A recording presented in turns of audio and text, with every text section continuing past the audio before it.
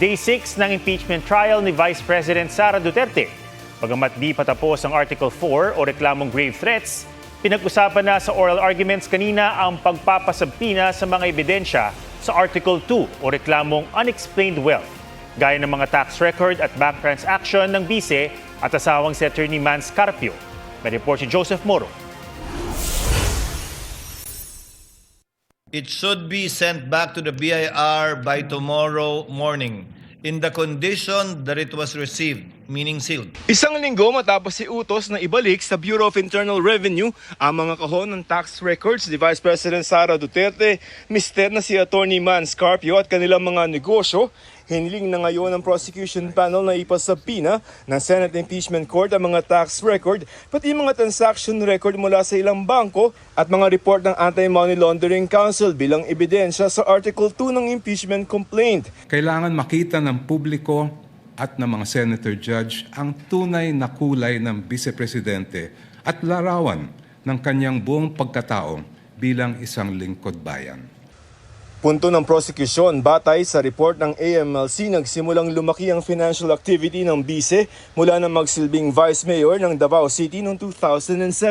Umabot pa raw yan sa 3 bilyong piso hanggang 2013. 2022 nang mahalal na Vice President si Duterte.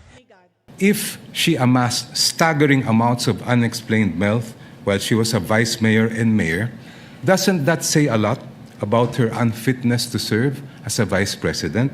Saklaw rin anya ng impeachment court ang pagpapasabpina ng tax at bank records kahit pa may mga umiiral na batas sa bank secrecy at data privacy.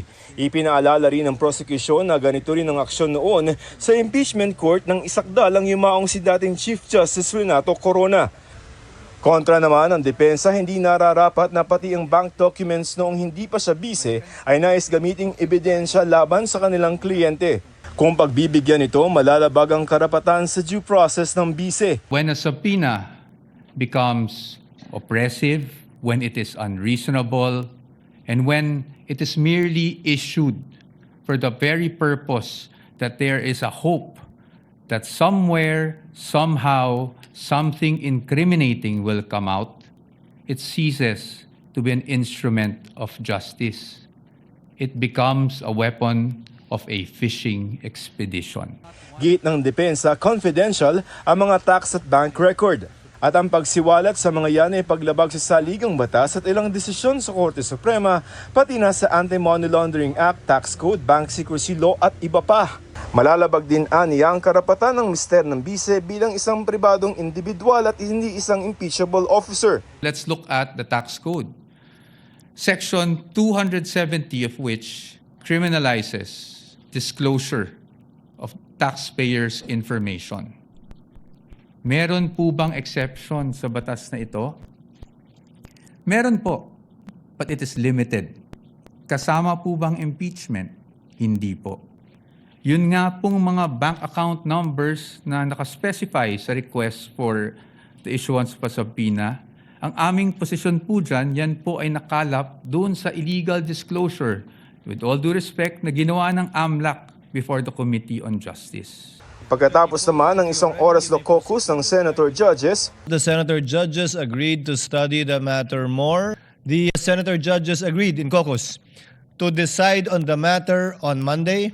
matapos namang i-anunsyo ng prosekusyon kahapon na hindi na nila ihaharap bilang mga testigo sina Office of the Vice President Chief of Staff Attorney Zulaika Lopez at Captain Belinda Bello ng Legislative Security Bureau ng House of Representatives, nagbawas sila ng 5 pang testigo kabilang ang kinatawan ng PNP Firearms and Explosives Office at mga taga-media.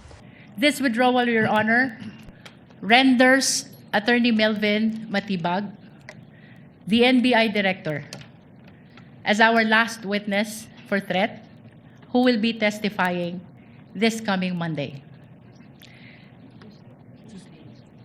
Tuesday, Your Honor. Joseph Morong, GMA News.